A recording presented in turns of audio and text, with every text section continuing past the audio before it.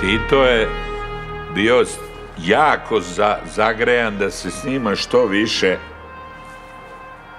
filmova o ratu, o partizanima, o tom samoupravljanju, ovom, onom, on je to podržavao.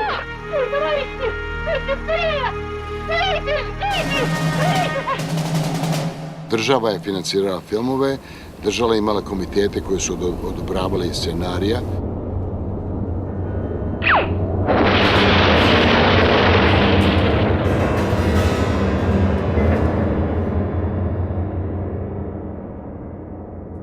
To se Titu posebno svidjelo, između ostalog, zato što je na autu nekom koji je bio njegov, bio broj koji je bio tačan.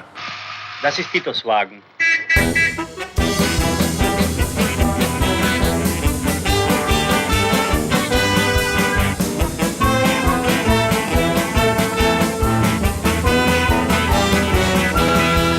Nisam mogao da verujem kako je to sve besplatno, ali eventualno mi možda plaćamo sad, možda smo se zadužili. Ne, ja ne znam.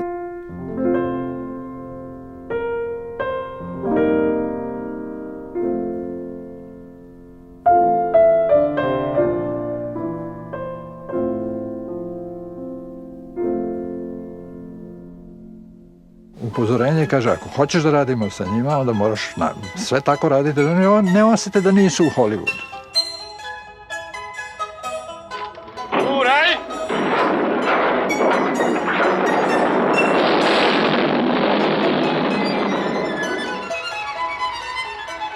To je čista propaganda. Svi profesori su morali da vode đake iz škola da gledaju Neretvu, preduzeća, ovo, ono. Braćo četnici, čujte me!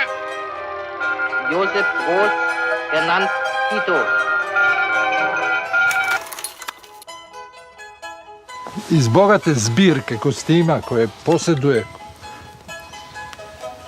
Ala film, evo prezentujemo vam kostim koji je upotrebljen za snimanje do sad u najmanje 20 filmova.